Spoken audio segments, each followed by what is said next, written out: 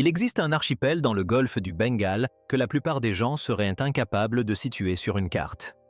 Les îles Andaman s'étendent sur environ 800 km en pleine mer, suffisamment isolées pour être à peine mentionnées dans le monde moderne. Dans les forêts denses de l'île d'Andaman du Sud vit une tribu appelée les Jarawah. Ils y sont présents depuis bien plus longtemps que la plupart des civilisations. Pendant la majeure partie de l'histoire écrite, le monde extérieur les connaissait pour une seule et unique raison. Ils ne voulaient avoir affaire à personne et étaient prêts à le faire savoir avec un arc et des flèches. Mais tandis que les Jarawah passaient des siècles à se tenir à distance du monde extérieur, les scientifiques ont trouvé un moyen d'entrer sans avoir besoin d'autorisation. Leur ADN raconte une histoire inattendue, non seulement sur les Jarawah, mais sur chaque être humain de la planète et sur la façon dont nous sommes tous arrivés là. L'île d'Andaman du Sud n'est pas un petit endroit. Elle couvre un peu plus de 30 km² de forêts tropicales denses, de côtes bordées de mangroves et de rivières qui n'apparaissent pas sur la plupart des cartes. Son intérieur est si dense que, même aujourd'hui, de vastes portions n'ont jamais été correctement cartographiées. C'est là que vivent les Jarawah, non pas en bordure de forêt, mais en son cœur, sur un territoire qui s'étend de la côte ouest de l'île d'Andaman du Sud à l'île voisine d'Andaman du Milieu, soit environ 765 km² que le gouvernement indien a désigné comme réserve protégée. Les estimations de population situent que le peuple Jarawah entre 250 et 400 personnes. Cette fourchette en dit long sur le peu d'observations directes qui ont été possibles. Ce que les chercheurs ont pu constater à distance, c'est que la population semble en bonne santé et qu'elle a progressivement augmenté au cours des 2 dernières décennies, ce qui est remarquable compte tenu de ce qui est arrivé aux autres tribus de la même chaîne d'îles. Les Jarawah sont des chasseurs-cueilleurs. Ils pêchent dans les eaux côtières avec des arcs artisanaux, chassant les tortues et les poissons des eaux peu profondes avec une précision qui a toujours impressionné les quelques chercheurs qui les ont observés de loin. À l'intérieur des terres, ils chassent le sanglier et les varans, et récoltent des racines, des tubercules, du miel et des fruits en forêt. Ils connaissent la forêt d'une manière qui s'accumule sur plusieurs générations. Quelles plantes transportent l'eau, quelles racines sont comestibles, quels sentiers à travers l'épaisse forêt peuvent être empruntés rapidement en cas de besoin. Il ne s'agit pas d'un peuple qui lutte pour survivre dans un environnement difficile. Il s'agit d'un peuple exceptionnellement bien adapté à la vie dans un environnement qui l'occupe depuis une durée presque inconcevable. Leur technologie est simple et très efficace. L'arc est leur principal outil, utilisé pour la pêche, la chasse et pour dissuader les étrangers. Leurs flèches sont longues, souvent presque aussi grandes que la personne qui les porte, avec des pointes dont les premiers observateurs ont noté qu'elles étaient parfois garnies de métal récupéré sur des épaves. Leurs canoës sont étroits et adaptés aux eaux côtières peu profondes. Ils construisent des abris temporaires dans la forêt et se déplacent avec aisance sur des terrains que la plupart des étrangers jugeraient presque impraticables. Le nom Jarawah n'est pas celui qu'ils utilisent pour se désigner. Ce terme provient de la langue Akaba, d'une tribu andamanaise voisine, et se traduit approximativement par « étranger hostile » ou « personne peu amicale ». Il a été employé par les étrangers, adopté par les administrateurs, et est resté en usage depuis. On ignore comment les Jarawah se désignent eux-mêmes. Aucun linguiste n'a jamais passé suffisamment de temps avec eux pour le découvrir, pour des raisons qui deviendront claires sous peu. Ce que l'on sait, c'est que durant toute la période historique documentée des îles Andaman, les Jarawah ont maintenu une politique unique et constante envers le monde extérieur.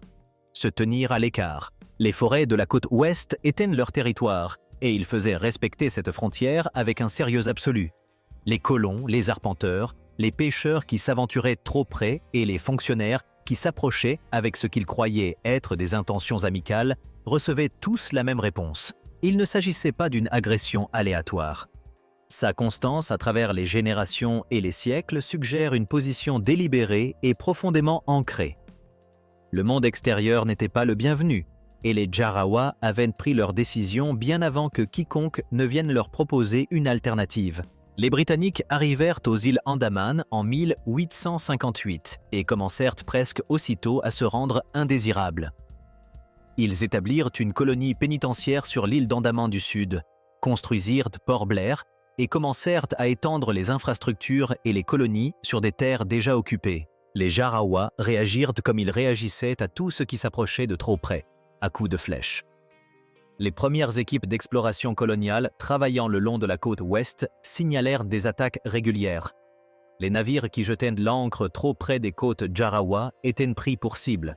Des équipes de travailleurs défrichant des terres se sont retrouvées prises sous le feu ennemi de forêt qu'elles ne pouvaient pas voir. Les Britanniques finirent par conclure que la côte ouest ne valait tout simplement pas la peine et laissèrent en grande partie les Jarawah tranquilles, ce qui, avec le recul, fut la décision la plus judicieuse prise par l'administration coloniale dans toute l'histoire des îles Andaman. Le problème survint plus tard. Dans les années 1970, le gouvernement indien a construit la route principale des îles Andaman, une autoroute traversant directement le territoire Jarawah et reliant les extrémités nord et sud de l'archipel. Cette route a été construite sans aucune considération réelle pour les populations dont elle traversait la forêt. Durant la construction, les équipes de chantier ont été attaquées à plusieurs reprises. Une fois la route achevée et ouverte à la circulation, les attaques ont continué. Des guerriers Jarawah surgissaient de la forêt, tiraient des flèches sur les véhicules qui passaient, puis disparaissaient dans les arbres avant que quiconque puisse réagir. Les conducteurs ont rapidement appris que certains tronçons de route exigeaient de la vitesse et une part de chance. Pendant des décennies, le gouvernement indien a maintenu une politique consistant à tenter d'établir un contact par le biais de cadeaux. Les équipes se rendaient à la lisière du territoire Jarawah et déposaient des noix de coco, des tissus rouges et des outils en métal à la limite de la forêt, puis se retiraient. Les Jarawah acceptaient parfois les présents et parfois les laissaient. Les équipes étaient parfois la cible de tir, quoi qu'il arrive. Cet arrangement ne satisfit personne et ne changea rien. Les braconniers opérant à l'intérieur de la réserve étaient tués. Les pêcheurs dont les bateaux s'aventuraient dans les eaux côtières des Jarawah étaient pris pour cible et parfois atteints. En 1974, une équipe de tournage de National Geographic, qui tentait de documenter les Jarawah, fut accueillie par des flèches. Le réalisateur a été touché à la cuisse. Dans les années qui ont suivi, il y a eu suffisamment d'incidents similaires pour que le gouvernement indien finisse par établir une zone d'exclusion officielle autour de la réserve et fasse de l'entrée sans autorisation une infraction pénale. Rien de tout cela n'a ralenti de manière significative l'empiètement. Des colons avaient été poussés vers les îles Andaman par le gouvernement indien depuis les années 1950, dans le cadre d'un programme de réinstallation pour les personnes déplacées de ce qui est aujourd'hui le Bangladesh et le Pakistan. La population des îles Andaman est passée d'environ 30 habitants en 1950 à plus de 300 à la fin du siècle. La pression sur les terres Jarawah s'est accrue en conséquence. Puis, en 1998, un événement inattendu s'est produit. Un petit groupe de Jarawah est apparu sur une plage à la limite de leur territoire et n'a pas attaqué les personnes qui s'y trouvaient. Ils se sont approchés, ont accepté des noix de coco, puis sont repartis sans incident. L'année suivante, d'autres contacts similaires ont eu lieu. En 1999, après près de 150 ans d'hostilité continue, les Jarawah prirent une décision qui surprit tous les observateurs. Ils entr'ouvrirent la porte et ce qui en sortit allait bouleverser leur monde. Le gouvernement indien qualifia ce contact de 1999 de percée.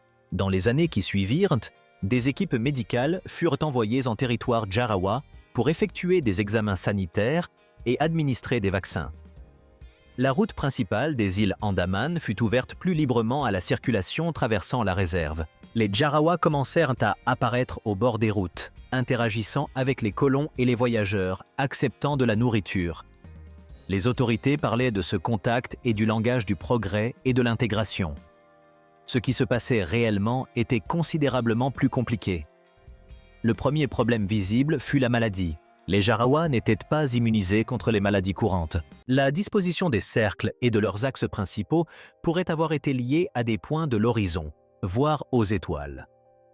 Une étude a cartographié l'axe de l'enceinte D et a constaté qu'il s'écarte du nord géographique de seulement 0,4 degrés.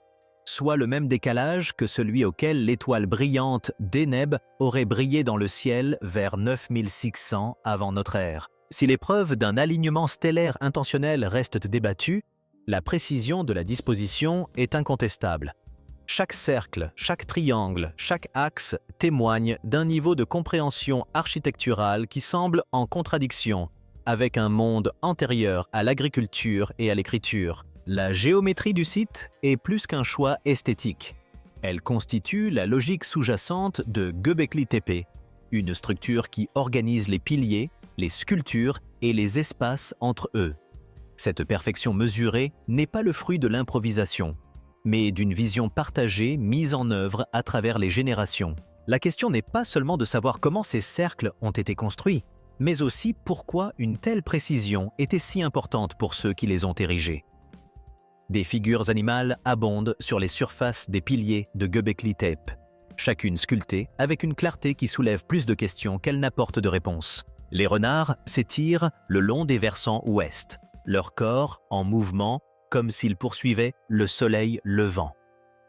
Les lions apparaissent presque exclusivement à l'est, mâchoires ouvertes, muscles tendus, toujours tournés vers la direction où le soleil culmine au solstice d'été.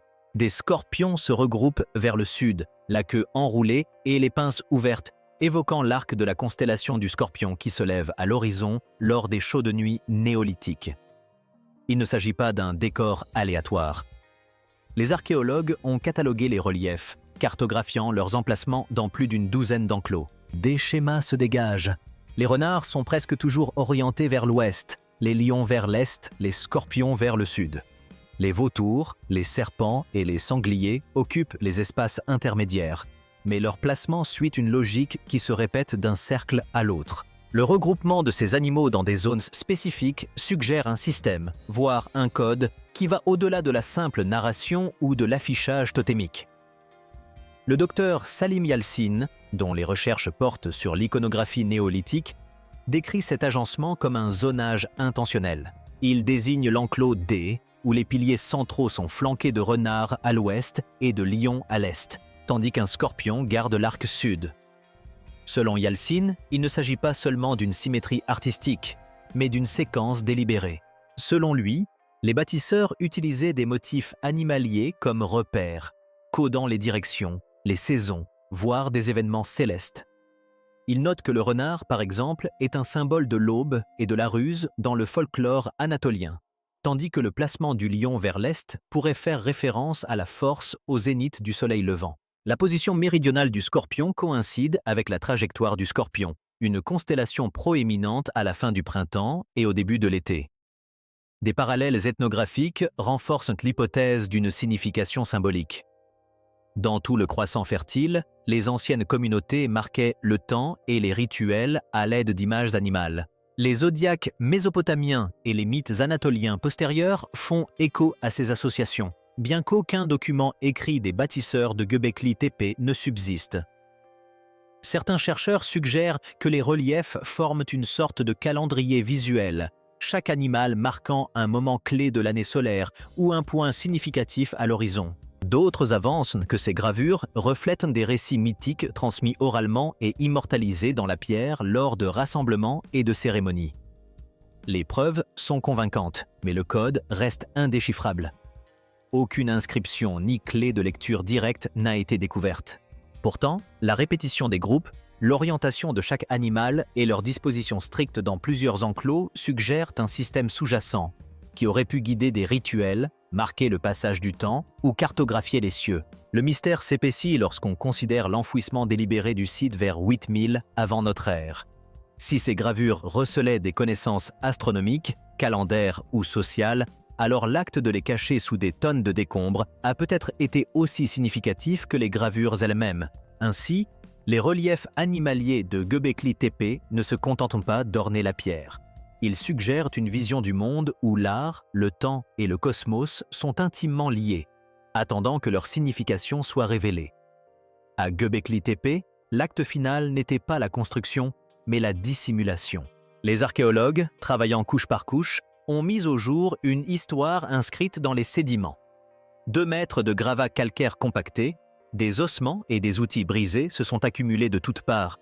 Ce remplissage n'était pas le lent travail du vent et du temps. L'analyse des microsédiments révèle un amas de pierres et de terre mélangés rapidement et compactés, scellant les enceintes presque du jour au lendemain.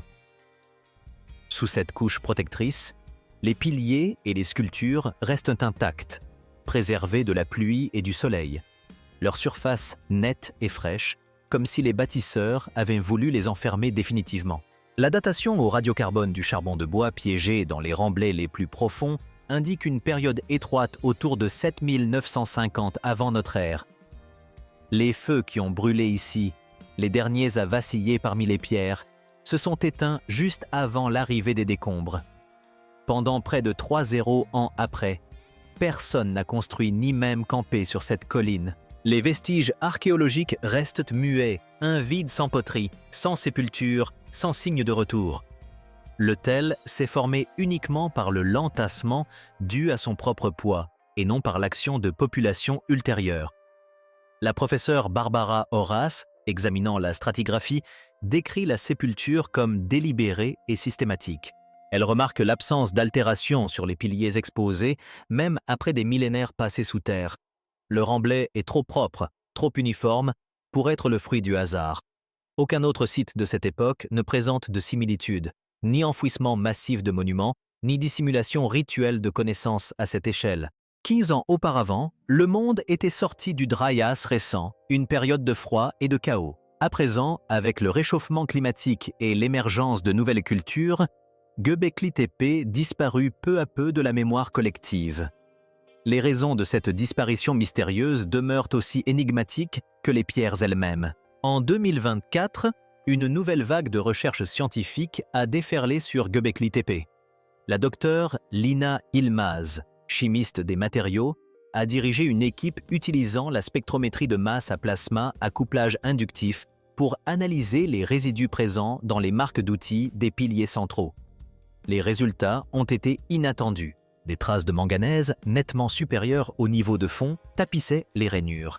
Le manganèse est naturellement présent dans le calcaire, mais sa concentration et sa disposition suggéraient quelque chose de plus délibéré, peut-être une sélection de pierres uniques ou un procédé inconnu de préparation des surfaces. Aucune trace de cuivre, de résine ou de composés exotiques n'a été trouvée, mais l'anomalie a épaissi le mystère. Parallèlement, des radars à pénétration de sol, utilisés par l'équipe du docteur Amir Selik, ont cartographié les couches non fouillées de la colline. Les analyses ont révélé un labyrinthe sous les enceintes visibles, au moins 17 autres structures circulaires et rectangulaires, chacune reprenant la géométrie de celle située au-dessus du sol.